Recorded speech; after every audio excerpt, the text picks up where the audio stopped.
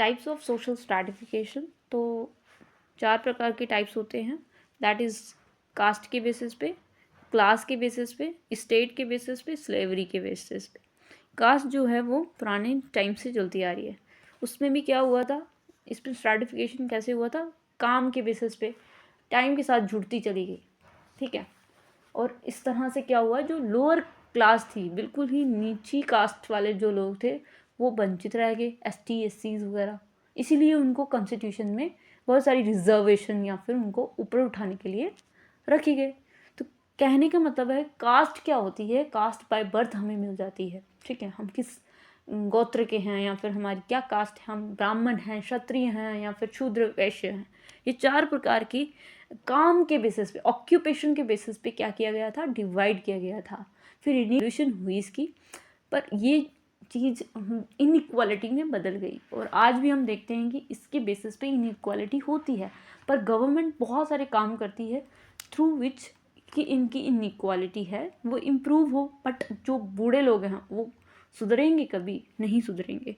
कहने का मतलब है कि वो आज भी ये थॉट लेके आते हैं कि भाई हम ब्राह्मण हैं, चाहे वो अंडे खाते हों, हो गए, और क्षत्रिय हो गए। तो क्षत्रिय हो गए कि जिनका काम जो आजकल इंडस्ट्रियलिस्ट हैं या फिर कंपनी मैन्स हैं या फिर ये सारे काम, आजकल तो ऐसा कुछ नहीं होता है। ये कहीं ना कहीं क्या था, एक तरीके का डिस्पैरिटी लाता है, इनइक्वल बिहेवियर करता है। अलग अलग जो ब्राह्मण थे उसके साथ ज़्यादा पावर थी, है ना। जो लोअर क्लास होगी, जो लोअर कास्ट होगी, वो उसके साथ में भी, और एक तरीके का अनटचेबिलिटी करना उनके साथ, उनको कोई भी राइट्स परफॉर्म नहीं करने देना। उनको जो ज्ञान है वो सिर्फ ब्राह्मण ही देंगे, शूद्र वगैरह ये सब जो है वो छोटा काम करेंगे। इस तरह से जो कामों में जो विषमता फैली, मतलब एक तरीके का काम भी अब ऐसा डिसाइड किया जाता है। अब जो ब्राह्मण होते हैं वो सोचते हैं कि मैं तो जूते साफ नहीं करूँगा, है ना, मैं तो पानी पूरी बेचूंगा, ये मेरा काम थोड़ी ना, मैं लेबर कैसे बन सकता हूँ, ठीक है। तो आप देखोगे कि इस तरह से जो है डिवीजन पैदा हुआ है कास्ट की वजह से। ये आज भी हम देखते हैं कि जो लोअर कास्ट के जो लोग होते हैं वो ज़्यादा अगर मेहनत करते हैं तो वो आज लग रहे हैं पोस्ट्स में, IAS बनते हैं, बट कुछ ही बनते हैं, नहीं तो सारे ज़्यादा ब्लॉगर्स बन जाते हैं। तो कास्ट ये बेसिस ऑफ आपकी जो मतलब कि रिच है, पुअर, वेल्थ कितने बार आपके पास पोजेस है, मतलब कि आपके पास कितना, मतलब कि वेल्थ कितनी है, पैसा कितना है आपके पास, प्रॉपर्टी हो गई, वेल्थ के रूप में हमारे पास प्रॉपर्टी होगी, ठीक है, पैसा हो गया, सोना कितना है आपके पास, ठीक है, आपकी घर कितने हैं, गाड़ी बंगले जो बोलते हैं ना आजकल के। आज जो होती है, आज के टाइम में हम देखते हैं कि पोजीशन जो कि डिपेंड करती है उसकी अचीवमेंट, क्या मैं ज़ीरो से उठा और पतंग लड़ गया, जब से वो जन्मा हुआ उसने क्या क्या स्ट्रगल करके क्या क्या पाया है, उसको बोलते हैं क्लास, ठीक है। बोलते हैं पोजेशंस, आपके पास कितना स्टेट है, कितना मनी है, बर्थ आपको ये मिल जाता है। सब पावर किस पे कितना झाड़ सकते हो, आपकी पावर कितनी है, ठीक है, कितने आपके एक बोलने पर सारे मोहल्ला इकट्ठा हो जाता है। तो मतलब एक तरीके का आपके पास पावर है कुछ।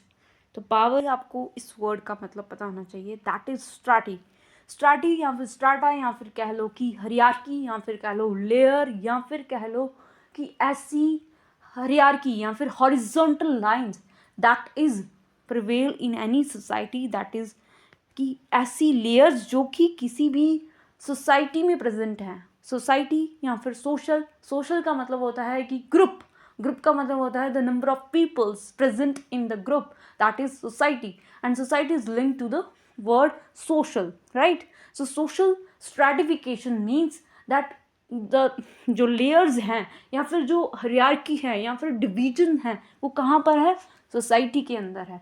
सोसाइटी ने डिसाइड किया है कि जो लेयर्स बनेगी वो किसके बेसिस पे बनेगी, इनकम के बेसिस पे, ठीक है। आपकी वेल्थ, आपका पोजीशन, आपका रिसोर्सेज, आपकी अचीवमेंट, आपके scribe status and all the stuffs include in the stratification. So today we are going to discuss the stratification. एक ऐसा सिस्टम होता है जो कि आपको आपकी अचीवमेंट्स या फिर आपका अस्क्राइब स्टेटस, अचीव्ड स्टेटस क्या होता है, अचीव्ड स्टेटस जो होता है इंसान खुद से मेहनत करके उसको अचीव कर लेता है।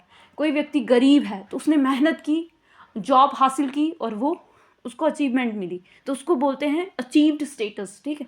ओपन सिस्टम में आता है।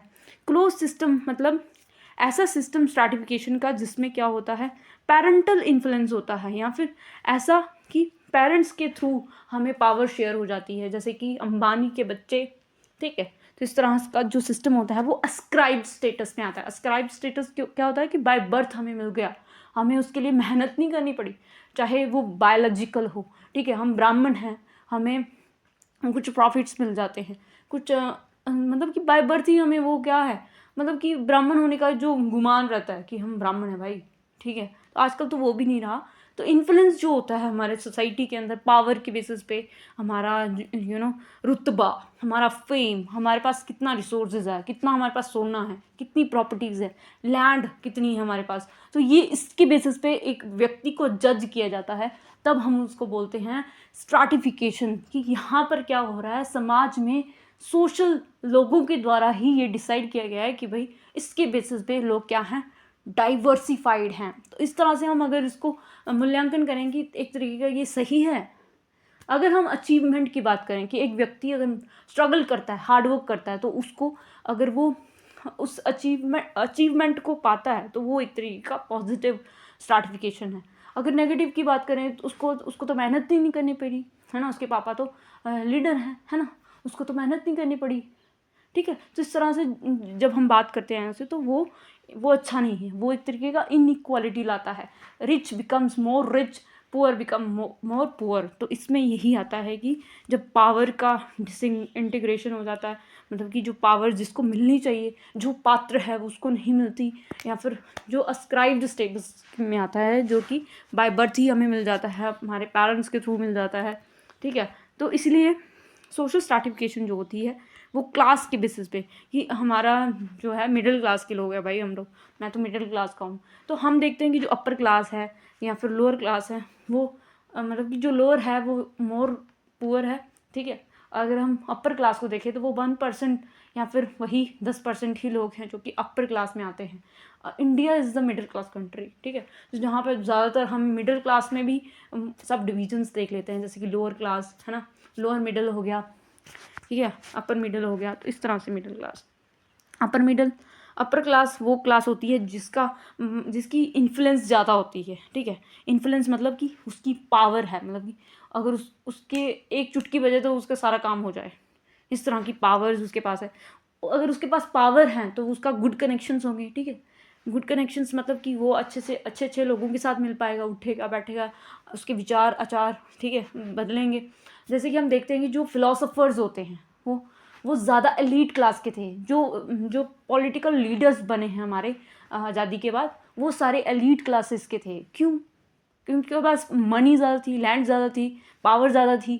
तो ये अपर क्लास में आते हैं। ये चुनिंदा सिर्फ 1% या फिर कह लो कि 10% ही लोग हैं जो कि अपर क्लास में आते हैं, और इनके ज़्यादा कनेक्शंस होते हैं, ये ज़्यादा लोगों से मिल पाते हैं।